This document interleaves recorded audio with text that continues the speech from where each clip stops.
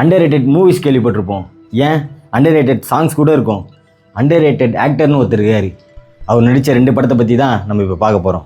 இருட்டோ பார்த்தா பயப்படுற லிட்டோஃபோபியான்ற நோயோட ஃபாரன்சிக் ட்ரெயினராக இருக்க நம்ம ஹீரோ ஒரு கொலை கேஸ் எடுத்து நடத்துகிறாப்புல. கிளைமேக்ஸில் அந்த கேஸை முடிச்சாரா இல்லையான்னு தான் இந்த படத்தோட கதையே. இந்த படத்தை பாவல் நவகீதன் தான் எழுதி எடுத்திருப்பாரு.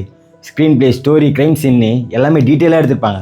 ஒரு சீனில் ரத்தம் ஒரு இடத்துலேருந்து தெரிச்சிருக்கோம், அது எந்த டைரெக்ஷன்லேருந்து வந்திருக்கும், என்ன வெப்பன் யூஸ் பண்ணியிருப்பாங்க அப்படின்னு காட்டுற சீன்லாம் சும்மா ஃபயராக இருக்கும். இந்த படத்தை ஒரு புது டீம் தான் எடுத்திருக்காங்கன்றதை தெரியாத அளவுக்கு ட்விஸ்ட்டை கிளைமேக்ஸ் வரைக்கும் எடுத்துகிட்டு போயிருப்பாங்க. படம் பேர் V1 மர்டர் கேஸ். கண்டிப்பாக பாருங்கள், செம்ம ட்விஸ்ட்டாக இருக்கும். அடுத்த படம் என்னென்னா, அதே ஹீரோ ஒரு அருமையான கதையை எடுத்து அதை டைரெக்ஷன் பண்ணி அவரே நடிச்சும் இருப்பார். இந்த படத்தோட கதை என்னென்னா, 33 வயசாகவும் கல்யாணம் ஆகாமல் இருக்கிற ஒருத்தர் கவர்மெண்ட் வேலை கிடைச்சா பொண்ணு கிடைக்கும்னு நினைக்கிறாப்புல. ஆனால் ஒரு கவர்மெண்ட் வேலையே கிடைக்குது, அது ஒரு போஸ்ட்மேனா, அது ஒரு மலையடி கிராமத்தில்.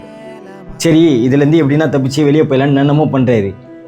ஆனால் கிளைமேக்ஸில் அவரே எதிர்பார்க்காம நடந்த விஷயம் தான் இந்த படத்தோட கதையே. இந்த படத்தில் ஒரு ஹீரோ நம்ம காளி வெங்கட்னா, இன்னொரு ஹீரோ ராமோரன் கேஸ்ட்ரோ. ஃபிசிக்கலாகவும் சரி, ஆக்டிங்காகவும் சரி, சும்மா மட்டி விட்டுருப்பாப்புல. ஒரு சீனில் காளி வெங்கட் ஜூஸ் கடைக்காரர்கிட்ட லெட்டர் கொடுத்துட்டு படித்து பார்த்துட்டு சைன் போடுங்க அப்படின்னு சொல்லுவார்.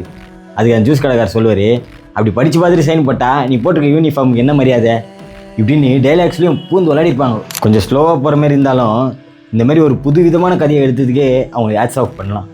படம் பேர் ஹர்காரா. கண்டிப்பாக பாருங்கள், சூப்பர் படம் இது ரெண்டுமே.